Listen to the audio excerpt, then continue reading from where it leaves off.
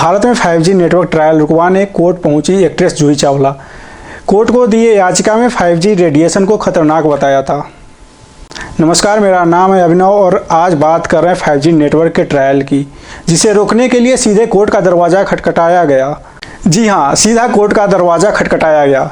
बताया गया कि इसका रेडिएशन बहुत खतरनाक है, लेकिन यह मुकदमा तो सिर्फ प्रचार के लिए निकला, जिसे दिल्ली हाई कोर्ट ने खारिज कर दिया और साथ ही 20 लाख रुपए का जुर्माना भी लगा दिया। कोर्ट ने याचिका को सिर्फ एक पब्लिसिटी स्टंट करार दिया। पीठ ने कहा कि चावला ने सोशल मीडिया पर सुनवाई का वेब लिंक भी प्रसारित किया था। इससे लगता है कि यह मुकदमा प्रचार पाने के लिए दायर किया गया था। बता दें कि अदालत की कार्रवाई के दुरुपयोग के लिए जूही चावला पर जुर्माना लगाया गया है। Justice JR. मिधा की पीठ ने कहा कि याचिकाकर्ता को खुद नहीं पता था कि किन तथ्यों को लेकर याचिका दायर की गई।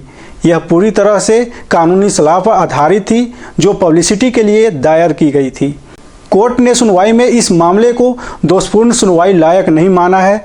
साथ ही कहा कि चावला ने नागरिक प्रक्रिया संहिता धारा 80 के तहत जनादेश का पालन नहीं किया। दिल्ली हाई कोर्ट ने बॉलीवुड अभिनेत्री जूही चावला की 5G टेक्नोलॉजी की चुनौती देने वाली याचिका पर 2 जून को वर्चुअल सुनवाई की थी। इस याचिका पर सुनवाई करते हुए कोर्ट ने अपना फैसला सुरक्षित रख लिया था। इस केस को वकील दीपक खोसला ने चावला की ओर से अदालत में पेश किया। वकील ने कोर्ट को बताया था कि वह 5G नीति का विरोध नहीं कर रहे, बल्कि उनका कार्यान्वयन पर सवाल उठा रहे हैं।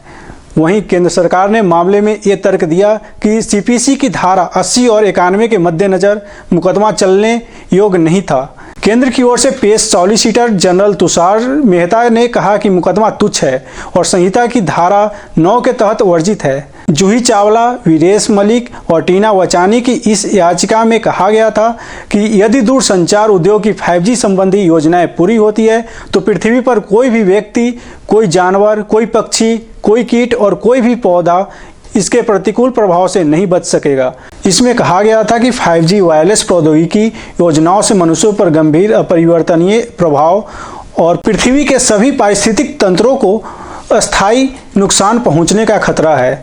वहीं दिल्ली हाई कोर्ट में योग गुरु बाबा रामदेव के खिलाफ दायर एक याचिका पर सुनवाई चल रही थी। इसी दौरान जस्टिस हरिशंकर को बॉलीवुड एक्ट्रेस जूही चावला का केस याद आ गया। जज ने कहा कि मुझे खुशी है कि मैंने जूही के मामले की सुनवाई नहीं की। जज ने यह बात मजाकिया अंदाज में कही, क्योंकि जूही चावला ने सुनवाई का वीडियो लिंक सोशल मीडिया पर शेयर कर दिया था, जिसके कारण इन वीडियो लिंक से कई लोग जुड़ गए थे। जूही चावला की याचिका पर सुनवाई के दौरान यूजर्स जूही की फिल्मों के गाने भी चलाने लगे। बहस के दौरान किसी व्यक्ति ने गाना गाना शुरू कर दिया, घूंघट की आड़ में दिलबर का, जिस पर कोर्ट ने उसे म्यूट करने को कहा।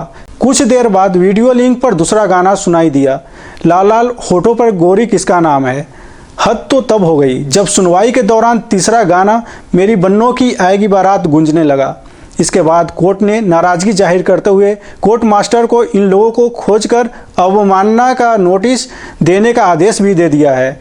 वहीं इससे पहले भी 5G को लेकर देश में कोरोना वायरस की दूसरी लहर के दौरान अफवाहों का दौर जारी रहा है। हाल ही में सोशल मीडिया पर कुछ ऐसे पोस्ट किए गए हैं जिनमें दावा किया जा रहा है कि कोरोना की दूसरी लहर का कारण 5G मोबाइल टावरों की टेस्टिंग है। अब संचार मंत्रालय के तहत आने वाले दूरसंचार विभाग ने इसे लेकर स्पष्टीकरण दिया है और कहा है कि ऐसे संदेश गलत हैं। इस संबंध में जारी एक विज्ञप्ति में विभाग ने कहा है कि कोविड-19 के प्रसार और 5G टेक्नोलॉजी के बीच कोई संबंध नहीं है। इसके साथ ही विभाग ने आग्रह किया कि इस बारे में फैलाई जा रही गलत जानकारियों और अफवाहों पर ध्यान न दें।